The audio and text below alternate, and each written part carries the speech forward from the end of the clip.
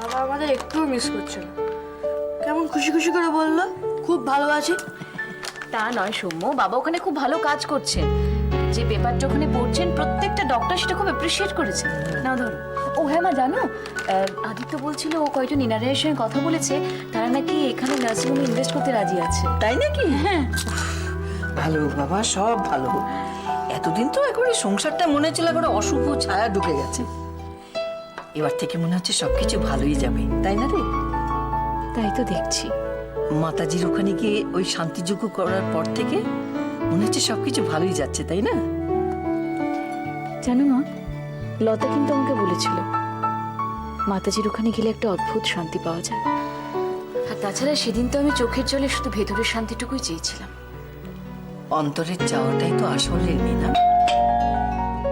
বিমলা, বিমলা দোকানে গেছে বোধহয়। আমি দেখছি। সৌম্য সব খাবে না, পেট ব্যথা হবে কিন্তু। কি হয়েছে তোমার বাবা? কি চেহারা হয়েছে তোমার? কি হয়েছে তোমার? দাদু ভাই, কি হয়েছে বাবা? দাদু ভাই। প্রভাত বাবু। নাজমা, সাকিনা,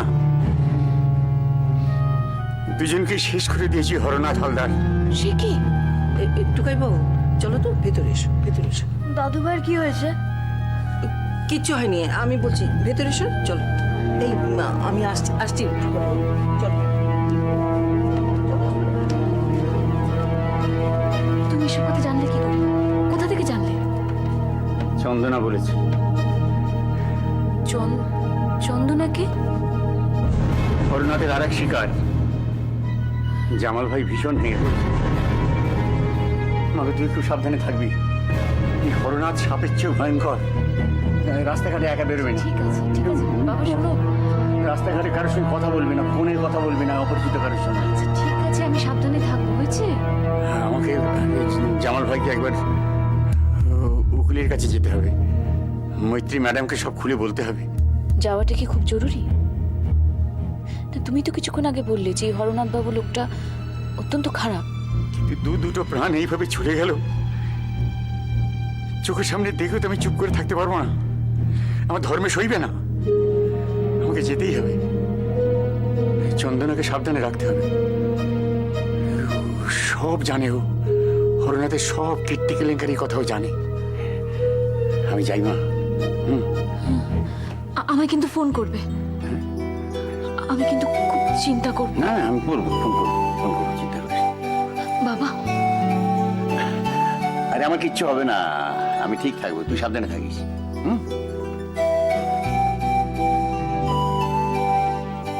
মানুষটাকে এই অবস্থায় যেতে দিলে? বাবাকে আটকানো যেত না। হরনাথ হালদার আবার কি নতুন খেলা শুরু করবে কে জানে। Hello sir. হ্যাঁ বুড়ো বলছি।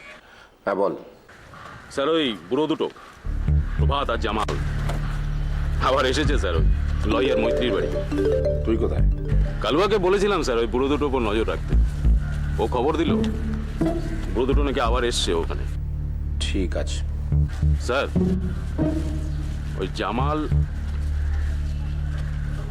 ওর কাছে কিন্তু স্যার আপনার লেখা চিঠিটা আছে। আর স্যার ওই চন্দনাটাকেও মনে রাখতে হবে স্যার। হরনাথ হালদারকে অসুবিধায় ফেলবে ওই জামাল আর চন্দনা। হ্যাঁ স্যার, তবু তো শত্রুপক্ষকে আন্ডার এস্টিমেট করাটা ঠিক হবে না। আর তাছাড়া চন্দনা আপনার হাতের লেখা খুব ভালো চেনে স্যার। চন্দনাকে আপনি নিজেও বলেছেন ওই নাজমা আর সাকিনার কথা।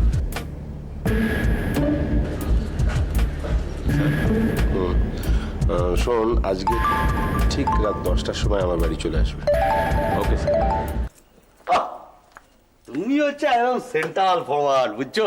একদম পাক্কা খেলোয়াড়। দেখো এবারে যে মাঠে কখনো তোমাকে দেখতে পাওয়া যায় না, কোথায় কোথায় কোথায় কোথায় খোঁজ খোঁজ খোঁজ, যেমনই বল পাইছে অমনি একদম ধরে নিয়ে গোল।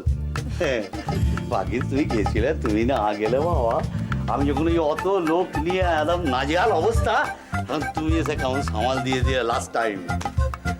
তোমার সেলস গার্ল চুল ঠিক করতে করতে গেল বলে কোথা থেকে যে যাবে?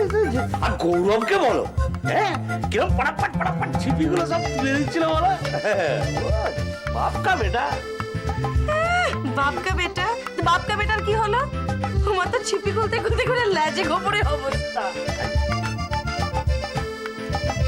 লাজে গোবরে আচ্ছা, জগতের যত রকম সব বাজে বাজে উপমাগুলো সব কি তুমি আমার জন্য তুলে রাখো নাকি?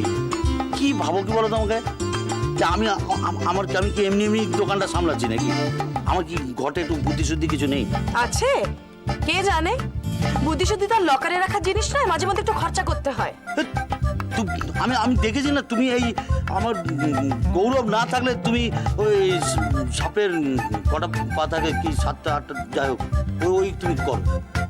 তো আমি ব্যবসাটাকে এখন একটু দাঁড় করাবার চেষ্টা করছি, সেই সময় তুমি কি বলছো? আমার বুদ্ধি তাহলে এত বড় এই গোলাটার মধ্যে আছেটা কি? ভগবানই জানেন। অবশ্য বুদ্ধিটা যে নেই সে ব্যাপারে আমি নিশ্চিত। ওই কাণ্ড কেউ করে না সবার সামনে। কি করলো? আবার বড় বড় চোখ করে জিজ্ঞেস করছো কি করলে? অরিন্দম বাবুর কথাটা ওভাবে বলার কি দরকার ছিল সবার সামনে তোমার? চেনা জানা লোক সে দোকানে এসে জিনিস কিনতে তুই বলেছিস, ভালো খবর দেয় বলেছি। শোনো, অরিন্দম বাবুর কথাতে তুমি বলেছো তাতে আমার কোনো অসুবিধা নেই, কিন্তু ওই ভদ্র মহিলার কথা তোমাকে কে বলতে বলেছিল? কোনো দরকার ছিল না তো। তোমার বেশি যত মেয়েলি খুঁজি অফিসের একজন লোকজনকে সঙ্গে করে নিয়ে দোকানে এসে এটা বললে কি মহাভারত অশুদ্ধ হয়ে যাবে? দেখো যেটা জানো না বোঝো না সেটা নিয়ে কথা বলবে না। অমনি মেয়েলি কুচুটে কোনা না, মেয়েরাই শুধু কুচুটে হয়। আগে না, মেয়েদের থেকে ছেলেরা অনেক বেশি কুচুটে হয়। জানে না শোনে না, তুমি করে 5 জনের সামনে একটা কথা বলে দিল। কি মহা মুশকিল, কেন বলবো না সেটা তো আমার একটু বুঝিয়ে বলবে। আমার বুঝতেই পারছি না কি কারণে বকছো আমায়, কেন বলবো না কেন? দেখো,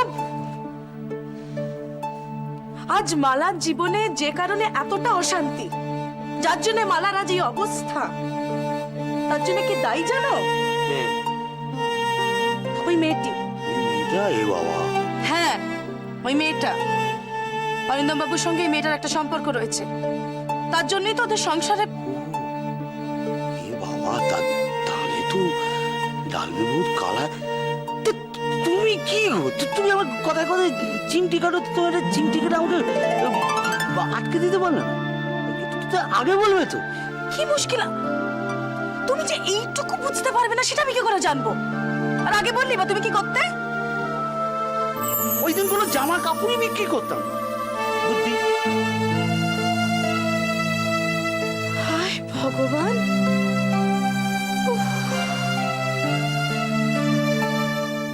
মাস্তানের কি ইংরাজি থাকে স্যার? মস্তান? মস্তান আবার কি? আপনি একজন কনসেন্ট এক্সিকিউটিভ। কি অমর, তুমি কি করো? কেউ যদি কিছুতে আপত্তি করে তাহলে তাকে ভেঙে দিয়ে লাইনে আন। লোকের নাকে হ্যাঁ করাও, তাই তো? হ্যাঁ স্যার, সেই পেটো চাকু। We are not discussing the devices here. অনি, বাংলায় বলো। অমর পুরনো লোক, 33 রেকর্ড। আমি বলছি, অমর তুমি যেটা করছো সেটাই বড় কথা, কিভাবে করছো সেটা কোনো কথাই নয়। এই ছোট স্কেলে করলে এগুলোকে বলে ক্রাইম, আবার বিরাট করে করলে বিজনেস, পলিটিক্স, তাই না? একটু একটু বুঝছি স্যার। বুঝতে হবে অমর। পৃথিবীটা এখন শুধু লরি থামিয়ে চাঁদা আদায় আটকে নেই, স্পেশালাইজেশনের যুগ। ধরো এই মেগা সিটি বানাতে গেলে আমরা কি জানি কি লাগে? লোহা লক্কর লাগে, মজুর লাগে, সিমেন্ট বাড়ি লাগে, বেগারা বেগারা। সেসব পরে, আসলে গোড়াতে পুরো জমিটা লাগে, তাই না? হ্যাঁ স্যার, সেই তো পুলিশকে পকেটে পুরতে হয়, পঞ্চায়েতকে বাগে আনতে হয়, পুকুরে অ্যাসিড ঢালতে হয় স্যার। বাহ, এটাই তো করতে হবে। ঠিক বুঝেছিস।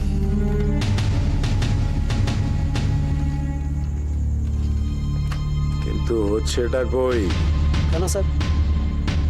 অনেকটাই তো আপনার গ্রিপে স্যার। অনেকটা আবার কি, পুরোটা পুরোটা দরকার। আমার মেগা সিটি প্রকল্পের মাঝখানে এই প্যাকেটটা কি? ইয়েস, ওই নার্সিং হোম। কে এক হরনাথ হালদার এক খণ্ড জমি নিয়ে আমার প্রকল্পের মাঝখানে বসে আছে কেন? ভেঙে নেই। স্যার, জমিটা হরনাথের হলেও নার্সিং হোমটা হচ্ছে একজন ডাক্তারের নাম, ডক্টর আদিত্য ব্যানার্জি। খুব বড় ডাক্তার স্যার। ওটা অন্য কোথাও হবে, আমার মেগা সিটির মাঝখানে নয়।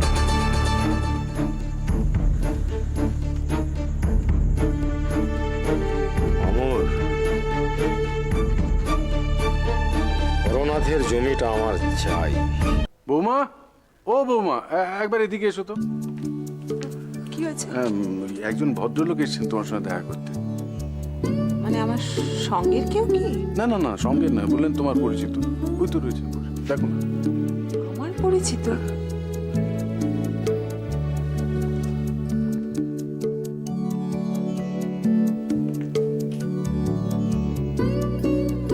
আপনি?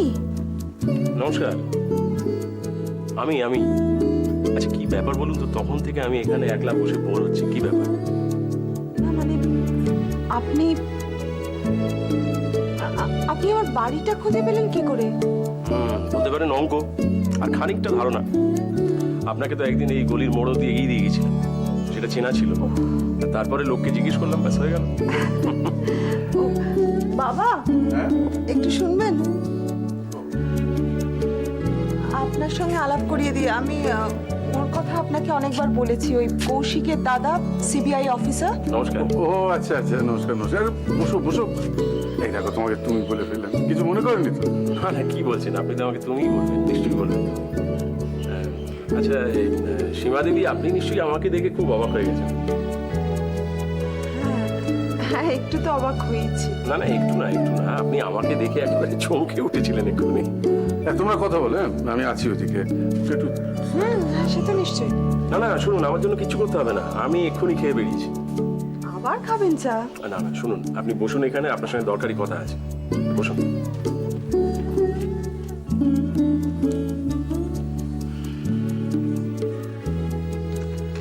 আচ্ছা, ওই ওনাকে যারা শাসিয়েছিল আর আপনি যাদের মুখোমুখি হয়েছিলেন, এই তারা কি একই লোক বলে আপনার মনে হয়? কি হবে জেনে একই লোক কিনা? যদি একই লোক হয়ও, কি করতে পারবো আমরা? কি ব্যাপার বলুন তো? কি কি হয়েছে কি আপনার? হ্যাঁ, কিছু হয়নি তো। কিছু হয়নি বললেই হবে? আমার আর নতুন করে কি হবে বলুন? না না না না, দেখুন, আপনাকে আমি যতটা চিনি বা যতটা দেখেছি, তাতে এইরকম ভাষা কথা বলার মতো মহিলা তো আপনি নন। কি হয়েছে? কিছু হয়নি। আসলে কি জানেন, মানে জীবন মাঝে মাঝে এমন একটা সংকটের সামনে দাঁড় করিয়ে দেয় আপনাকে, এমন কিছু প্রশ্ন উঠে আসে যে তখন বাড়িতে বা অন্য কোথাও কারোর সঙ্গে কিছু হয়েছে? অন্য কোথাও কি হবে? আমার যা কিছু সমস্যা পুরোটা নিজেকে নিয়েই। দেখুন, নিজের সমস্যা তো নিজেকেই মেটাতে হবে। সেখানে যাকে এই শহরে একজন পেটেল বলে ভদ্রলোক এসছেন, আপনি জানেন তো?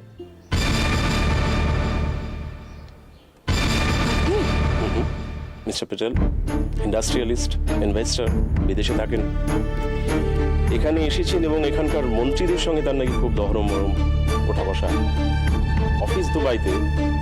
আচ্ছা, আপনি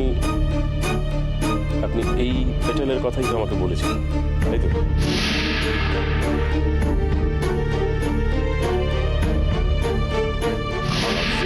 মানে মালিক, সে তো একদিন দেশে ছিল না, সে এবার বিদেশ থেকে ফিরেছে। এবার আমার অ্যাবসেন্সে আমি কি করে কোম্পানিটা চালিয়েছি সেটা তো দেখবি। এই একটা রেজাল্ট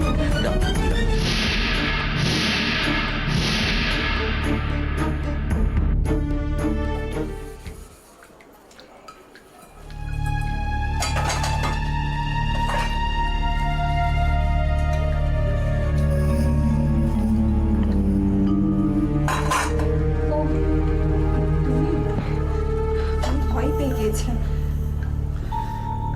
হয় নয় তোমার আছে চন্দনা, তুমি পাও কেন চন্দনা?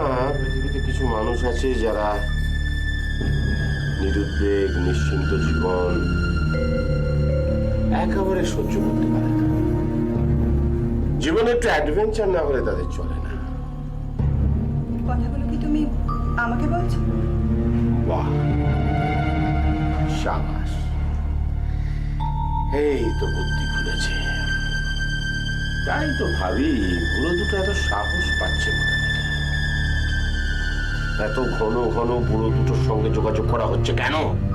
আমি কোনো যোগাযোগ রাখিনি। তা মিথ্যে কথা বললে মুখ ভেঙে দেবো হারামজাদি। আমারই খাবি, আমারই পড়বি, আমারই পিঠে ছুরি মারবি।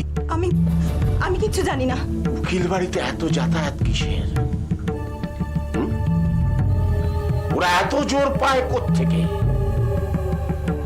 তুই ওদের তুরুপের দাস, তোকে দিয়েই ওরা আমার মুখোশ খুলতে চায়। হ্যাঁ হ্যাঁ হ্যাঁ, আমার জোরে ওরা তোমার মুখোশটা খুলতে চায়। সবাই জানুক হরনাথ হালদার কি জাতের মানুষ। আচ্ছা, তোর কাছ থেকে এখন আমাকে আমার জাত চিনতে হবে? হ্যাঁ, জানতে হবে। তোমার মতো মানুষদের জন্য চন্দনারা তৈরি হয়। রাজমা দিদি, শাকিনার মতো বাচ্চা মেয়েকে মরে যেতে হয়। ঠিক যেমন খাঁচায় পোষা চন্দনা বেশি ছটফট করলে তার ডানা দুটো ছেঁটে দিতে হয়। আমি আর তোমাকে ভয় পাই না। আমার বাবাকে সারিয়ে তোলার নামে তুমি আমাকে অনেক ঠকিয়েছো। আমি আর আজ তোমাকে ভয় পাই না। আমি আদালতে সবার সামনে বলবো, তুমি মেরেছো। তুমি নাজমা দিদি আর শাকিনাকে মেরেছো। তুমি জামাল সাহেবের বাড়িতে রেখে আসা ওই চিঠির হাতে লেখা তোমার। আমি বলবো সবার সামনে।